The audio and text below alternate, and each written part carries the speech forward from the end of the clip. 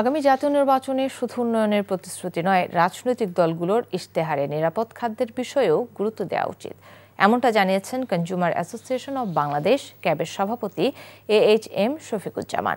সকালে রাজধানীতে নিরাপদ খাদ্য নিশ্চিতে ভোক্তাদের সচেতনতার বিষয়ে আয়োজিত সেমিনারে তিনি কথা বলেন।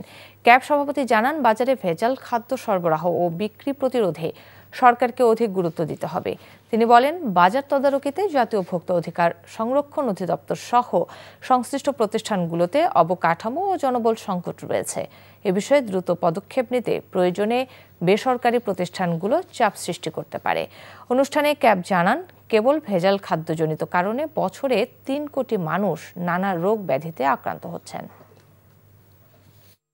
তৈরি করব, তার জন্য সবচেয়ে গুরুত্বপূর্ণ যে বিষয়, সেটা নিয়ে তো কোনো আলোচনা নেই, কোনো পলিটিক্যাল আলোচনা নেই। তাহলে আমাদের যারা সরকার গঠন করবে তাদেরকে কি আমরা বোঝাতে সক্ষম হয়েছি যে তোমরা সরকার গঠন করো অথবা বিরোধী দলে থাকো, এটা তোমাদের প্রায়োরিটি, এটা 18 কোটি মানুষের প্রায়োরিটি।